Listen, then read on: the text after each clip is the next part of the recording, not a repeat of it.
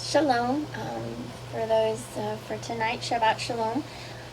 I'll be watching this later, and I was going to do this video because I've been doing some research. First, I want to say thank you to Ruth in France for sending the link for the research that you had done on the calendar from the compilation from Qumran, Enoch, and Jubilees.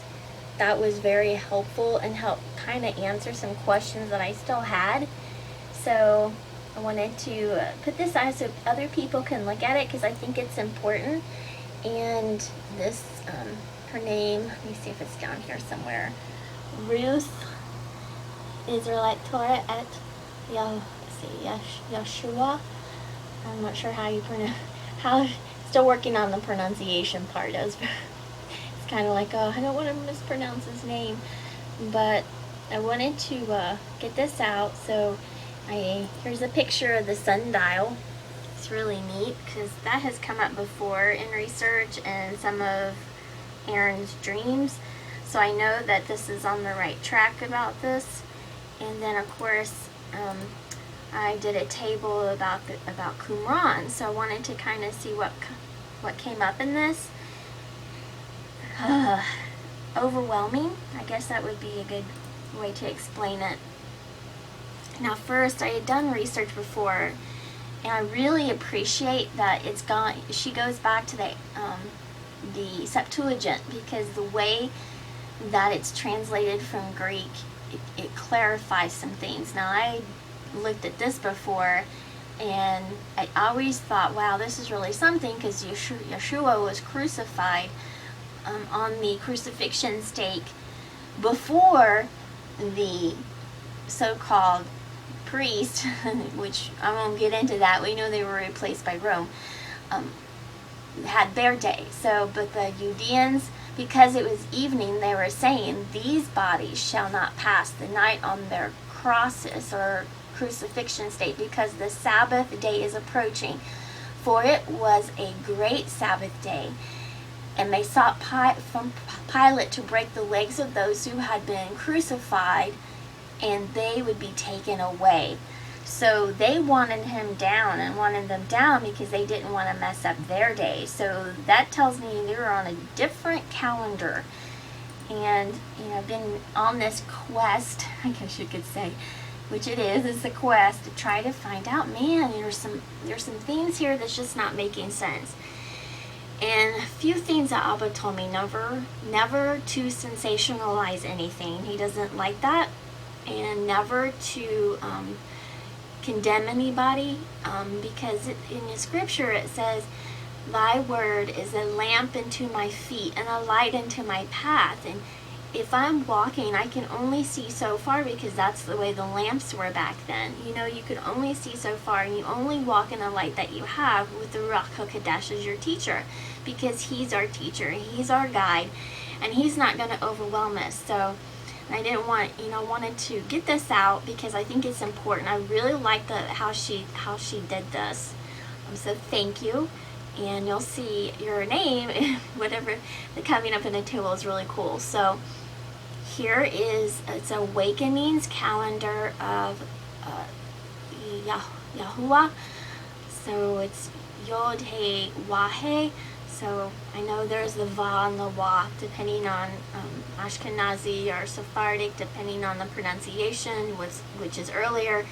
I'm not going to get into the thing, but it's the heart that matters. If you're trying, he's, you're honoring him by trying. So she goes in here, she talks about, something in Yochanan also about the Passover and how they wanted him, taken down, and confirmation of the calendar, and how it's translated. She does a great job. And the reason why it was important is because I've been doing research on the Dead Sea Scrolls. So I did the last table with the first fruits of oil, the first fruits of wine, and the wood offerings. So when she had it on the calendar, I was like, this is really something.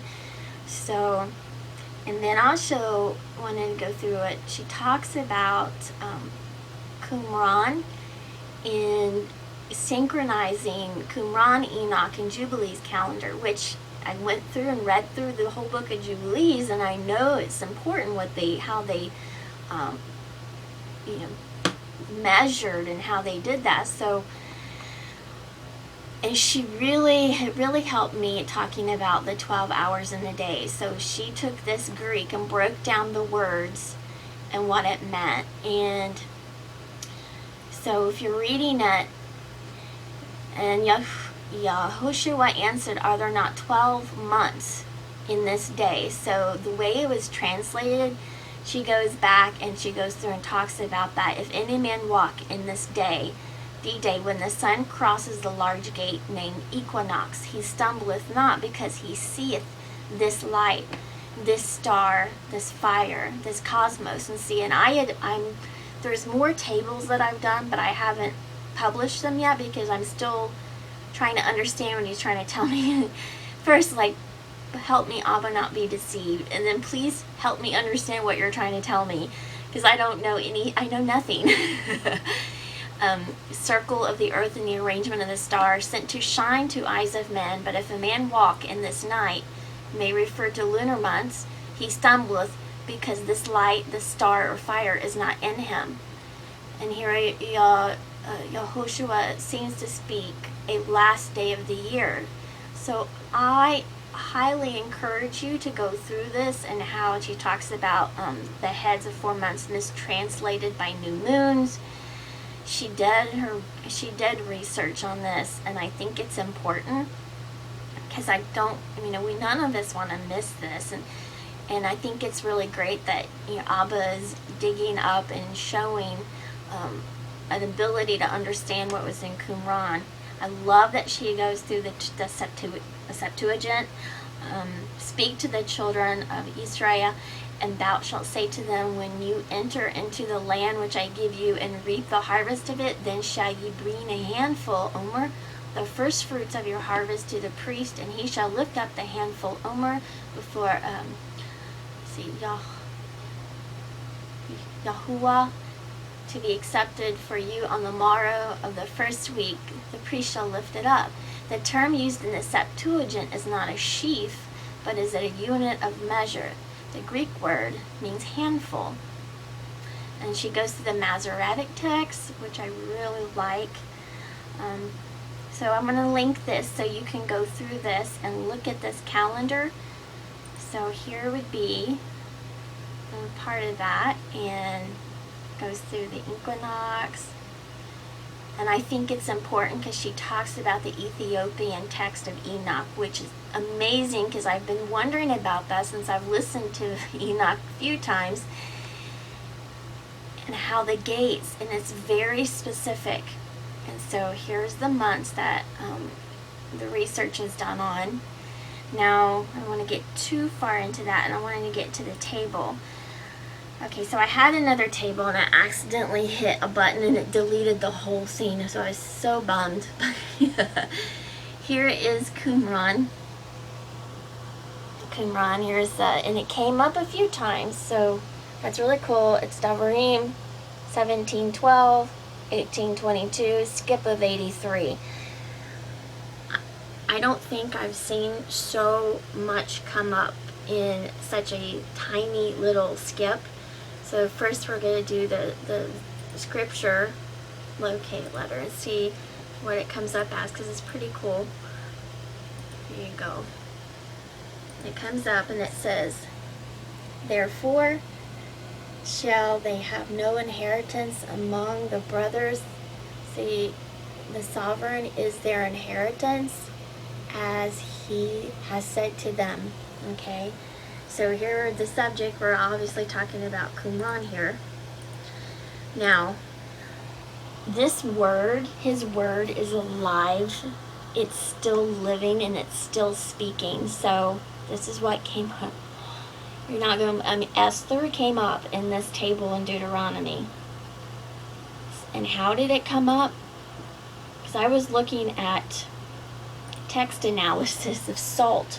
Because again, salt, Dead Sea salt, thinking about the caves, and just, analyzing some things, and so I put in this, here it is, of salt. I put it in just like this, and who would have thought Esther would have come up in Deuteronomy?